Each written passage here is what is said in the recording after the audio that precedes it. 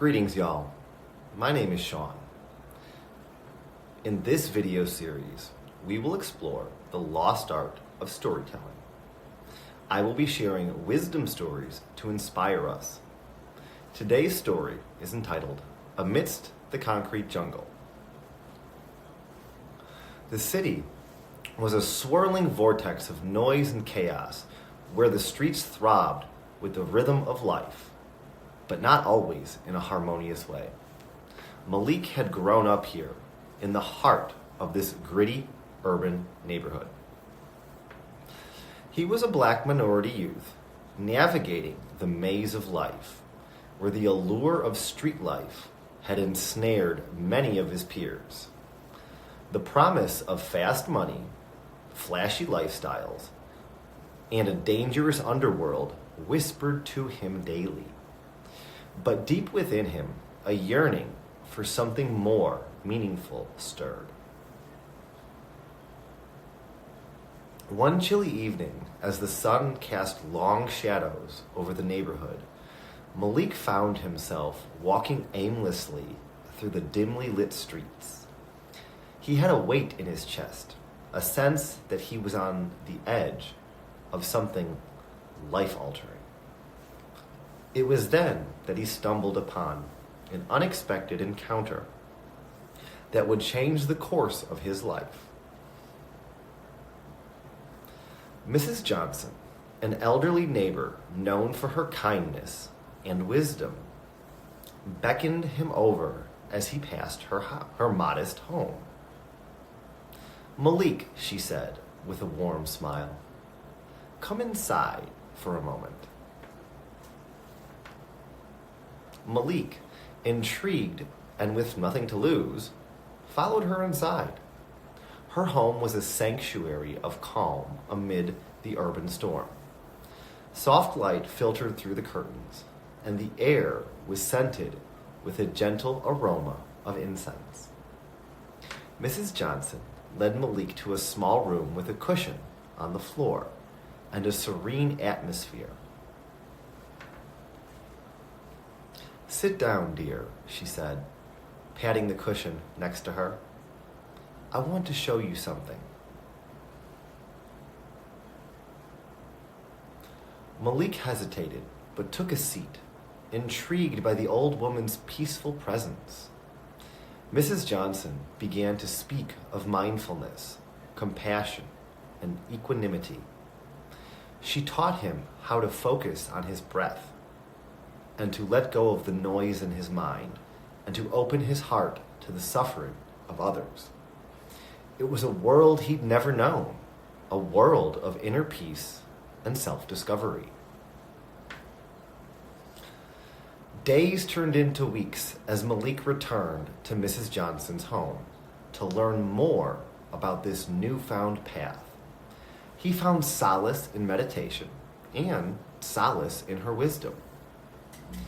He discovered the power of compassion and the strength of empathy. Each session was like a balm for his soul, soothing the restless spirit that had long haunted him. Yet embracing this spiritual journey was far from easy. Malik's friends couldn't understand the change in him. They scoffed at his newfound interests, viewing them as a betrayal of their shared past. His former associates from the streets, the ones he used to run with, eyed him with suspicion.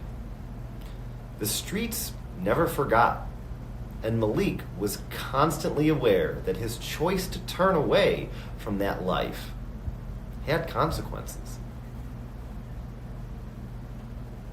Malik's biggest struggle, however, was the inner turmoil he faced. He had been involved in things he wasn't proud of, choices that had hurt others and weighed heavily on his conscience. The memories of those deeds haunted his meditation sessions, as if they were demons he couldn't exorcise. One day, as Malik sat on Mrs. Johnson's cushion, Tears streamed down his face. "I want to change, to be better," he confessed. Mrs. Johnson smiled gently, placing a hand on his shoulder. "Change begins with acceptance, Malik. Acceptance of your past, of your mistakes, and of your capacity for growth." With her guidance, Malik learned to confront his past with compassion, not self-condemnation. He began to make amends where he could, offering his help to those he had wronged. Slowly, he felt the weight of guilt lifting, and he realized that his past did not define his future. As the months passed, Malik's transformation became evident to those around him. His friends, initially skeptical, started to see the light in his eyes and the calm in his demeanor. Some even began to join him in meditation sessions with Mrs. Johnson, curious about the inner peace he had found. Malik's former associates from the streets, too, took notice. At first, they tried to pull him back into their world, but Malik's newfound strength of character and unwavering commitment to his spiritual path proved unyielding.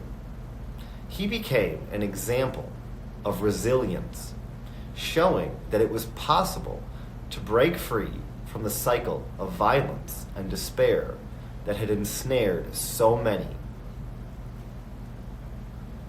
One warm summer evening, as Malik sat on Mrs. Johnson's cushion, he felt a profound sense of gratitude. He had come so far from the lost young man he once was, and his journey was far from over.